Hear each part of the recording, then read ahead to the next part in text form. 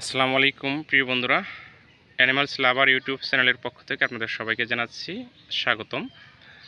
আমার আজকের video zinc কেন খাওয়াবেন গবাদি পশুকে এবং এর উপকারিতা কী। আমার হাতে যে জিঙ্কটি দেখতে পাচ্ছেন এটি এফএনএফ কোম্পানির একটি জিঙ্ক, জিঙ্ক।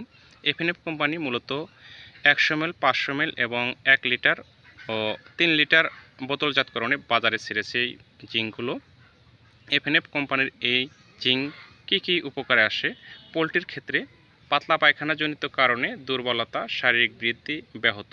যদি পোলট্রি শারীরিকভাবে বৃদ্ধি না পায় তাহলে জিঙ্ক খাওয়াতে পারেন, এবং ডিম উৎপাদন কমে গেলে সেক্ষেত্রে জিঙ্ক খাওয়াতে পারেন। কম হ্যাসেবিলিটি, পালক গজানোর ক্ষেত্রেও জিঙ্ক খাওয়াতে পারেন।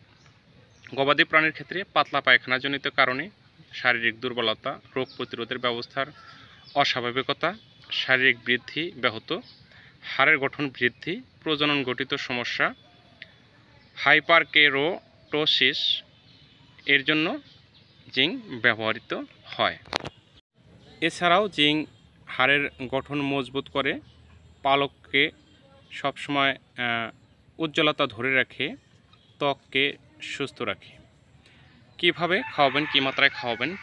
পোলট্রির ক্ষেত্রে 1 মিলি এফ জিঙ্ক 1 লিটার পানিতে মিশিয়ে 5 থেকে 7 দিন খাওয়াতে হবে, এবং গবাদি প্রাণীর ক্ষেত্রে গরু মহিষ 30 থেকে 50 মিলি 100 কেজি দৈহিক ওজনের জন্য খাওয়াতে হবে।